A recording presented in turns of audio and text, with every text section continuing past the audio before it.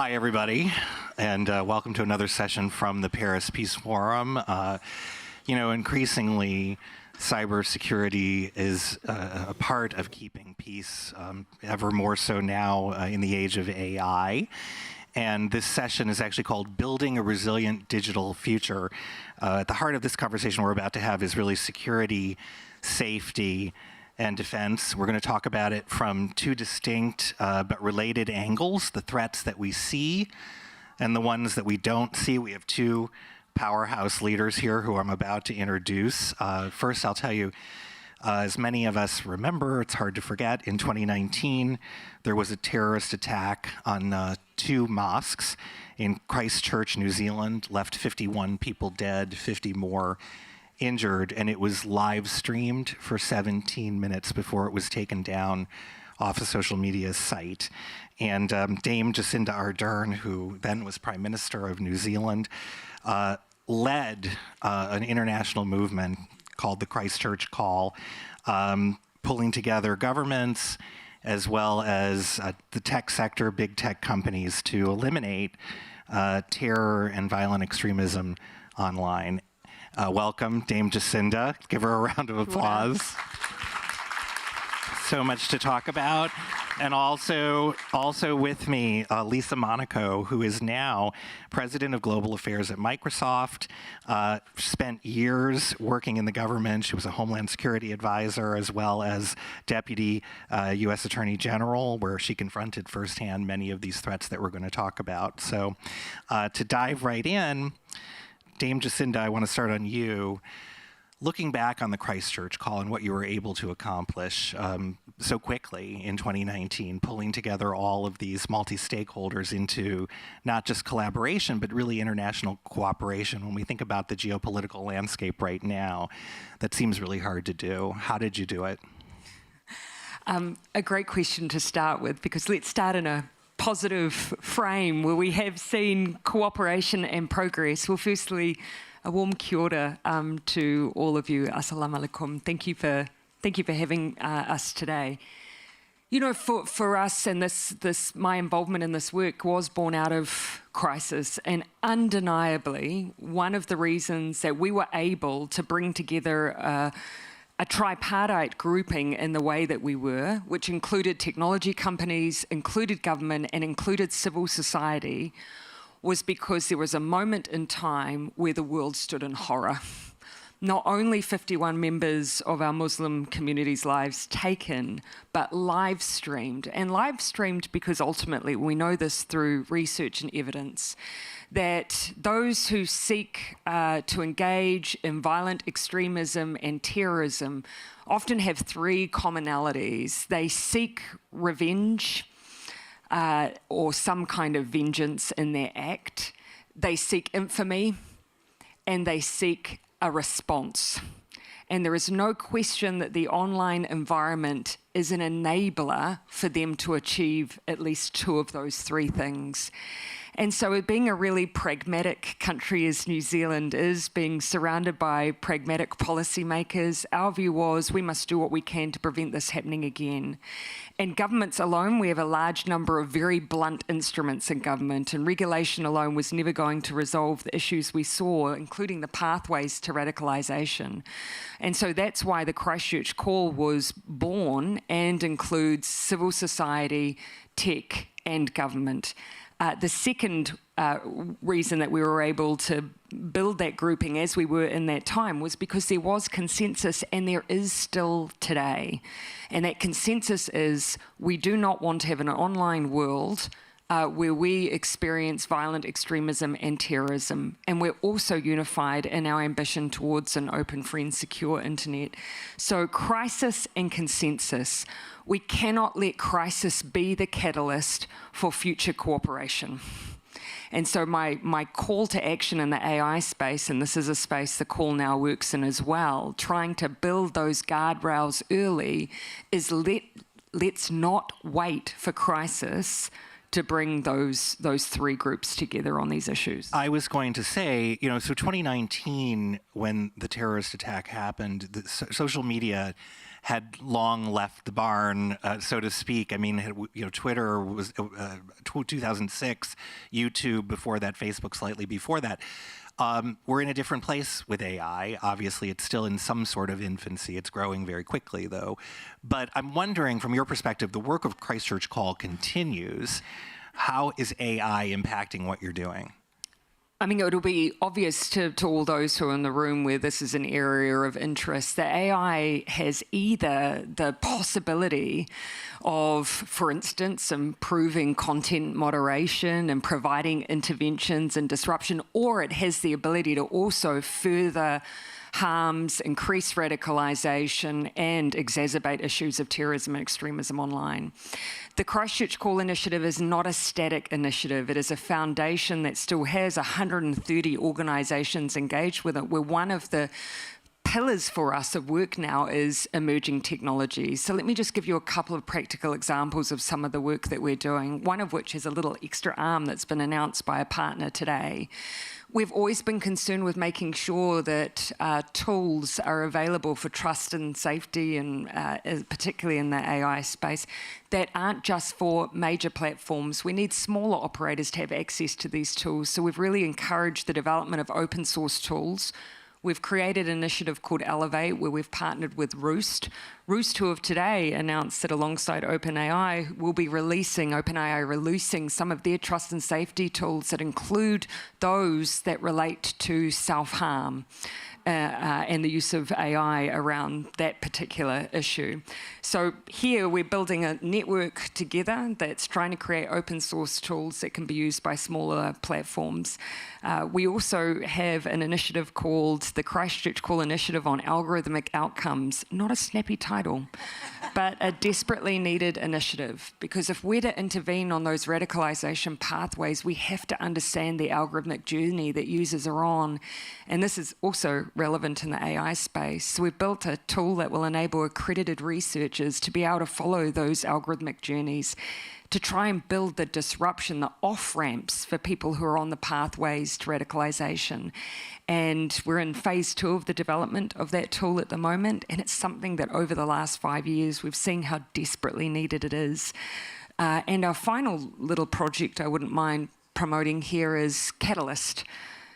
We know there is an intersection between gender-based violence and radicalisation, as up to 40% or more of mass shootings in the United States are motivated by gender-based violence.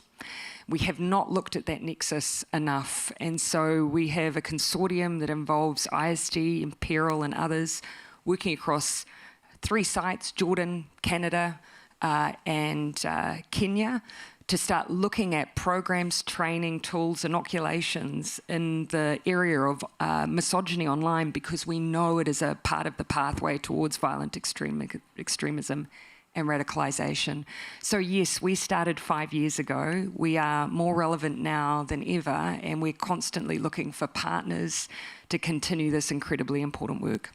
Thank you so much, Dame Jacinda. Turning now to Lisa, from the threats online that unfortunately we see too often to the many unseen cyber crimes that are happening.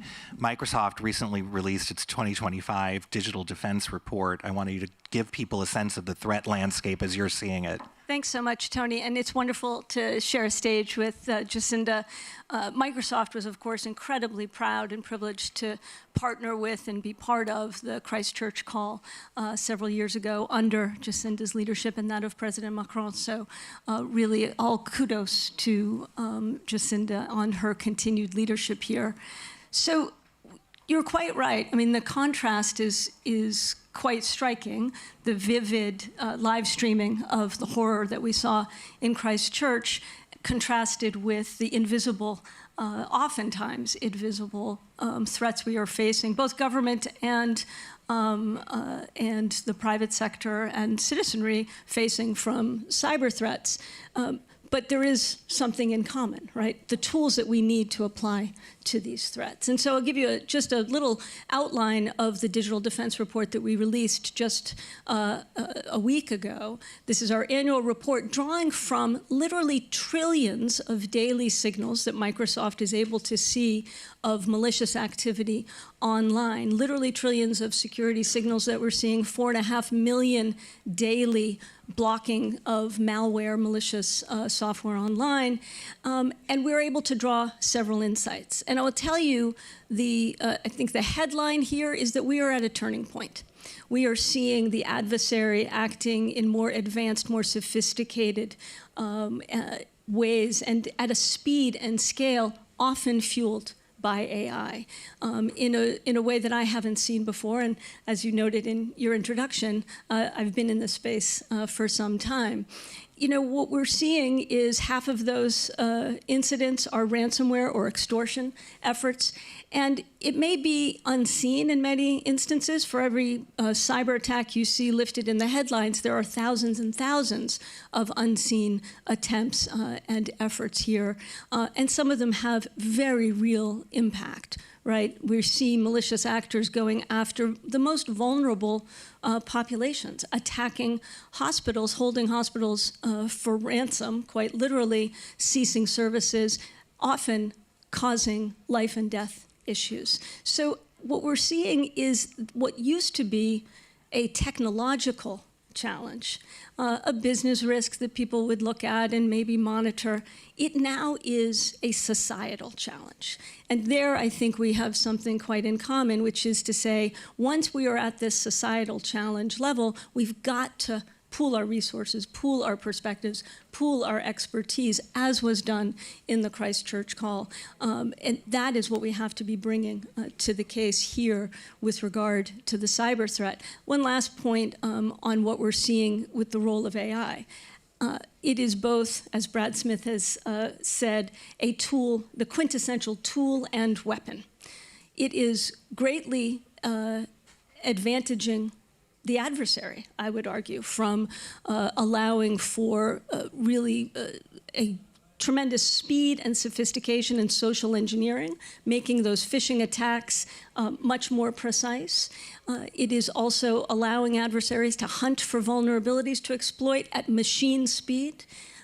But the good news is it is also helping the defender, right, to respond, to detect vulnerabilities more quickly, to detect attacks more quickly, and to respond in an automated way. But where these threats join is, of course, the adversary's use of AI to produce synthetic content, both to fuel attacks and also, of course, to undermine democracies. So all of which, I think, combines to tell us that we need to have a coordinated response. That means the international community, that means the private sector, that means civil society and governments coming together to create a collective resilience, to coin a phrase from the title here. Yeah, no, absolutely. And I do want to pick up on the threat to democracy point in a second if there's time. But first, something you both probably can respond to from your positions both in government and private sector, accountability. If a person were to storm through your neighborhood, any of our neighborhoods, and start busting windows and stealing things out of everyone's home, they're going to hopefully get caught, but certainly the police are going to be after them very quickly. And we might know, because there are so many surveillance cameras, who that person was, right? Now, online cybercrime has cost the global GDP something like $10 trillion, and that's a lot of money, yet so many of these crimes go unpunished. Why? So I think there's a number of reasons. It is not a completely dire situation, I would say. Putting on my former hat from a law enforcement and national security perspective, the collective kind of law enforcement and public safety apparatus has gotten a lot better at what's called attribution, figuring out, to coin a phrase, who done it. Right? To this invisible threat, it is often difficult to determine in the first instance, but we've gotten a lot better at that. But again, only from working together, sharing intelligence from the private sector, sharing with the government, and vice versa, having trusted channels for that to happen, pooling our understanding of the threat as we have done. That's why we issue this digital defense report, to share our insights to help customers, to help governments understand and better defend themselves. So understanding who has done it is a critical element. But the other issue here is, how do you get effective deterrence? And I think one thing we have seen is we've pooled efforts to disrupt malicious cyber actors, those using AI and not. That has only had significant impact, I would argue, when we all work together. In my former roles, I did not see an impactful disruption operation of malicious nation state or criminal activity that didn't involve an international response, coordinated with law enforcement, coordinated with the private sector. It had to be done hand in glove if there was going to be an impact. And that is something I think we need to replicate. As this adversary gets more sophisticated, we in turn have to get more sophisticated and pool our collaboration to address that threat. So, Dame Jacinda, to pick up just briefly on the point of protecting democracy, 2024 brought... Just that small point of protecting democracy. Yeah, that we can talk about in the next 90 seconds or so, Right. So 2024 was an unprecedented year of elections. And something like 70 nations held federal level or nationwide level elections. And there were enormous concerns about the impact that AI could have. It was the first year of elections that big where generative AI was very much at play. Tech companies, 20 major tech companies, Microsoft being one of them, but really all of them came together with the Tech Accord to identify and call out fake images. The end, it ended up being, thankfully, a little bit of the dog that didn't bark, but AI is getting more sophisticated. From your perspective, moving forward, there are going to be more elections, in just a year or so, and they're still ongoing. What more needs to be done to protect democracy from the spread of deepfakes and disinformation? So your reference, your frame here in this case was what was the impact of AI in elections, when actually I think we need to think more broadly about the disruption that we see, or the influence that we see, particularly experienced in more recent times by Western liberal democracies. And there, for me, it's a case of the dog was already barking. We know that disinformation has caused significant disruption. We know it has. You ask any world leader. I remember Angela Merkel speaking about this at an APEC forum not long before she left. In the context at that time of me asking her the question, how did you do so long in office? I think at that point I was in maybe year 4 and she was year 15 maybe. And she said to me, it's completely different.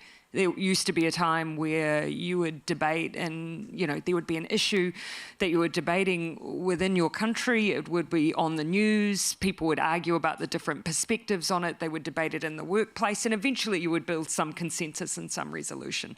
We can't even agree what the facts are anymore. And I think we've taken for granted how critical that is to a stable our foundations that underpin Western liberal democracy. And so, yes, AI poses further threat to that, not necessarily new, but is exacerbating something that's already there. The issue I think we have is that governments themselves, I think, find discomfort in dealing with the disinformation question, lest it be seen that they are somehow interfering in issues of free speech, when this is actually an entirely different debate altogether. And so I think we see safety in numbers. The fact that the EU, I think, has worked diligently or is looking at these issues diligently. We equally, in the Christchurch Call Foundation, have an interest in disinformation as it leads to, within the frame of how does this issue lead to radicalisation and then subsequently violent extremism and terrorism. That is safe space. If we still have that consensus point that no one wishes to see someone radicalised to the point of violent extremism, that is an entry point for a difficult discussion about what is the role of disinformation in that. And increasingly we see, look at Southport, after that attack we saw disinformation spread which led to violent acts against migrant communities. This is increasingly relevant not just to public safety but also to our democracies. Go ahead. You know, I'd say to this point of seeing the geopolitical use of these tools, we see it too, and this is called out in our report, of the cyber attacks, oftentimes AI-fueled, is being used as a tool of geopolitical leverage, right? In the report that we've released, we indicate that the most frequent, the countries that are the subject of the most frequent cyber attacks, the top 10 countries, all NATO countries, plus Ukraine. Probably not an accident, right? Now, interesting for this audience to know, across Europe, France is number 4 in that list of most frequently attacked, and number 12 globally. So this gives you some frame of reference of how cyber attacks and AI as part of that can be used as a geopolitical tool as well. Yeah, and I also think to echo what Dame Jacinda said about all the threats that we're talking about today, and it's a good reminder, AI kind of puts them on steroids, but none of them are new. Yeah. You know, I mean, cybercrime and disinformation, these things have existed, you know, as long as there's been It's like alcohol. It doesn't give you a new personality, but it definitely ramps up the one that you had. It brings out, yeah, whatever's lying underneath. Hopefully it's somebody fun. But anyway. Let's not take that risk. Everyone's got that uncle, you know? Yeah, right.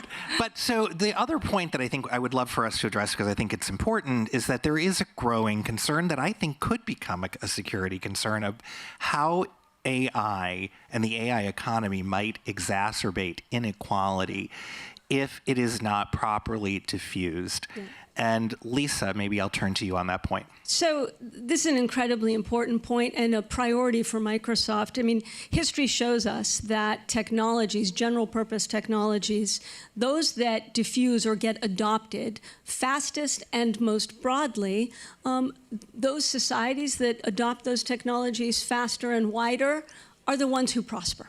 Whether it's the steam engine or electricity, you don't have to have invented the light bulb to benefit from it. You have to use it and adopt it. So what are we seeing with AI? AI is being adopted at a faster rate than any other previous general purpose technology. However, it's not being done evenly. Unsurprisingly, I suspect to this audience, what we see in terms of the rate of adoption, much, much higher in the global north than in the global south. And there are some real impediments to adoption. What we're seeing is lack of access to electricity and power, lack of connectivity, device connectivity, and very critically, lack of skills. And this is an area where Microsoft is investing across all of those blockers to adoption, but in particular on skilling and providing training and the necessary tools for people to benefit broadly and evenly from the AI economy. And so we announced an initiative earlier this summer called Microsoft Elevate to say... Did you catch that? Yeah, there are 2 elevates. There's a theory, though, but the point being, we need to invest and fuel that upskilling of individuals to help them benefit from this technology. So we're putting behind this $4 billion of investment with a goal of training and providing much-needed credentials to 20 million people over the next 2 years, because it's only through broadly adopting and giving and helping people acquire the tools that they need that will be able to make sure that we're diffusing this technology evenly and safely. So, Dame Jacinda, on that point, there are something like 1 billion people on the planet who have interacted with AI tools. Some use them more often than others. But that also means there are 7 billion who haven't. And for all the reasons that Lisa just listed, either lack of connectivity or lack of stable Wi-Fi or, you know, various economic reasons. But how do we bring them responsibly and inclusively into the AI economy? That includes cultural understanding, language understanding. What can we learn from mistakes, perhaps, if I may say so, that were made on social media that can be applicable right now? Two thoughts on that. Firstly, the public are already telling us in their sentiment towards AI how they feel based on past experience. And the fact that you get something like when Pew surveyed, I think it was American adults, they got something like 17% who were feeling positive or even relatively neutral. The majority are skeptical or worried. And yet that does not mirror what those who are working in the AI space feel. And I think probably what we're seeing is a bit of a hangover from the last time the public was sold all of the pros without there being enough consideration of the cons. And that is not to say that the argument is a zero-sum game. It is not a future with AI or without it. It's a future with AI with guardrails and safety and a thoughtfulness that in the past we have not properly developed, implemented, or collaboratively worked upon. And so the lesson, therefore, is let's not repeat those same mistakes. I have to acknowledge those partners who are in the room. In particular, I want to just give a little acknowledgement, of course, to Microsoft, who were there with us on the Christchurch Call from the beginning, and governments like the French government, who were core founding partners with us, and the Canadian government, who continue to be so strong, and of course civil society. If you have those three groups at the table, tech, government and civil society, then you are venturing forward all of the arguments that need to be given due consideration and all of the accountabilities. Public good, commercial imperative, human rights, civil rights, all at that table. In my view, it is the only way to proceed. We are at time, but I'm going to give you one last word because I think that Dame Jacinda has raised a very important issue, which is trust, right? And from your perspective at Microsoft, how important is trust as we roll out these new products? I would draw these themes together that you've heard from both Jacinda and I. We can't look at this as AI and cybersecurity as two separate silos. We have to be talking about them together. We should be innovating and securing that innovation at the same time. We can be moving these things in tandem. When something can be both a tool and a weapon, you can only make sure that it is trusted if you do bring exactly these voices together to make progress and to take action where needed. Multi-stakeholder fora like this one are exactly the place to do exactly that, as we've seen with the Christchurch Call and as we've seen with this discussion. So thank you very much, Tony. Lisa Monaco, Dame Jacinda Ardern, thank you. Thank you all in the room, and thank you all for watching.